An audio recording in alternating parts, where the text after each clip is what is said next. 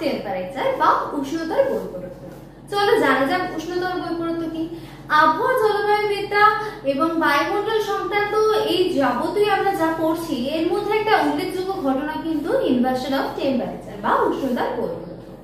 এই উষ্ণতার বৈপরীত্য জিনিসটা কি এটা আমাদের সবাইকে জানতে হবে। উষ্ণতার বৈপরীত্য হলো, কথাতেই আছে উষ্ণতার বৈপরীত্য মানে বিপরীত অবস্থা, বৈপরীত্য মানে বিপরীত অবস্থা, সেখান থেকে এসেছে উষ্ণতার বৈপরীত্য। তাহলে আমরা কি জানি যে আমরা উচ্চতা বৃদ্ধির সাথে সাথে উষ্ণতা কি হয়, প্রতি কিলোমিটার উচ্চতা বৃদ্ধির সঙ্গে উষ্ণতা কত 6.4 ডিগ্রি অথবা 6.5 ডিগ্রি সেলসিয়াস হারে উষ্ণতা হ্রাস পায়। এই উষ্ণতা কখনো কখনো হ্রাস পাওয়ার পরিবর্তে বৃদ্ধি পেতে থাকে, মানে কি বেড়ে যেতে থাকে, মানে কমলো না বরঞ্চ বেড়ে গেল। এই উষ্ণতার এই বিপরীত যে অবস্থা, যে কন্ডিশনটা তৈরি হচ্ছে বিপরীত ধর্মী, এটাকে বলছি আমরা ইনভার্সন অফ টেম্পারেচার বা উষ্ণতার বৈপরীত্য।